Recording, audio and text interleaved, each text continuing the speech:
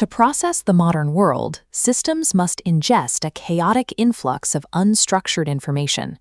Spatial coordinates, financial records, and social graphs pour in completely unstandardized. The core engineering challenge lies in taking this disparate real-world data and standardizing it into a single, computable format. If you try to store physical movements, economic transactions, and political identities in a traditional database, the structure buckles.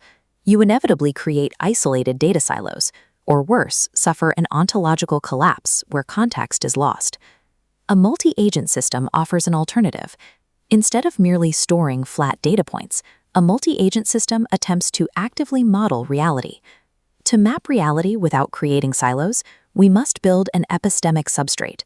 This is a foundational data layer that inherently understands how entities relate to one another, completely independent of their original source. The platform approaches this problem through the OpenClaw Agentic Architecture. While it operates as a strict software architecture, its underlying logic is derived directly from a theoretical model and philosophy. The architecture is built entirely on the epistemology of Karl Popper, specifically his conceptual three-world model. Popper argued that all of reality can be categorized into three distinct layers: the physical world, the abstract world, and the conscious world. OpenClaw enforces a strict mandate based on this philosophy. Every statement, metric, or piece of data about the real world must be mapped directly into an equivalent agentic model spanning these three domains. We are going to deconstruct how OpenClaw uses a highly specific 9-entity model across these three conceptual realms to translate complex reality into a massive distributed multi-agent system. By translating epistemology directly into code, the architecture establishes a repeatable ontological idiom. This ensures all incoming data, no matter its origin, is natively interoperable. To understand the system, we start from first principles. The absolute foundational rule of OpenClaw is simple. No entities can exist outside an environment. This diagram visualizes our first entity, the environment. It is the absolute baseline container where all existence and computation are situated.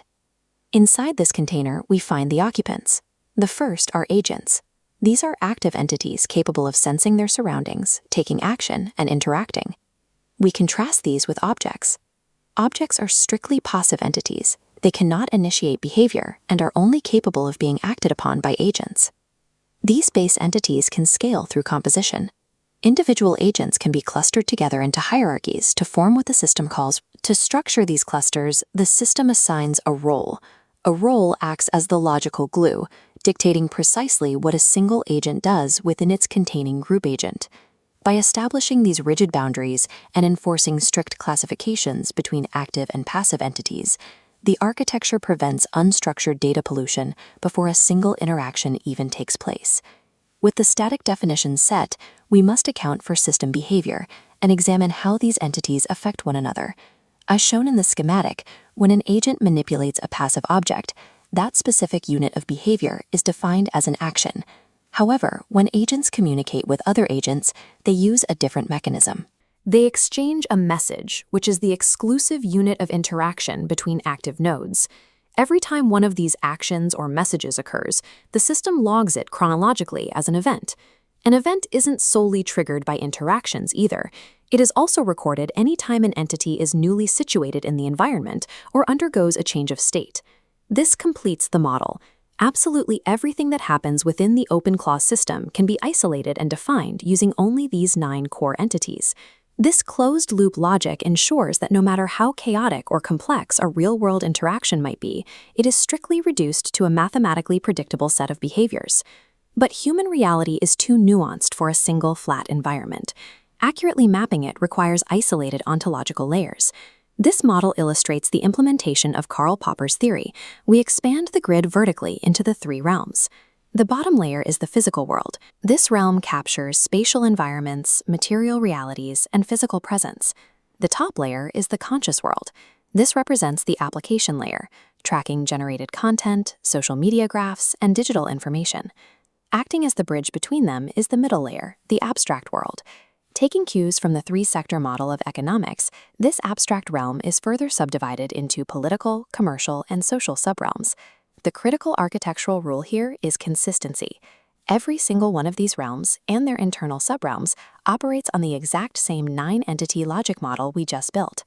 By separating reality into these stacked planes, the platform can process vastly different contexts, like your physical location versus your financial status, simultaneously without any data cross-contamination. Let's run a practical stress test on the architecture. We will track a single scenario, Bob and Jane playing tennis. This visualization maps the physical realm first. As seen in the bottom plane, the court itself is the environment. The ball and rackets are passive objects, and Bob and Jane are physical agents taking actions on those objects. They are also talking and grunting during the match.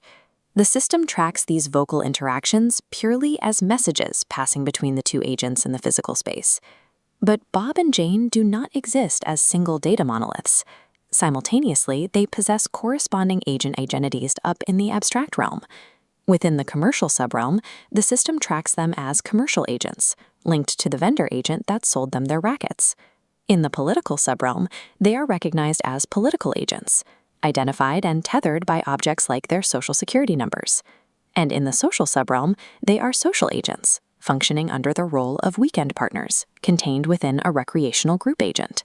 Vertical logic lines connect all of Bob's localized agents across these realms. This unifies his identity across the system without ever merging the distinct data types. This continuous synchronization of agents, objects, actions, and messages runs endlessly across all three layers. This multi-realm mapping generates a massive, distributed multi-agent system. It hands engineers a pristine epistemic substrate.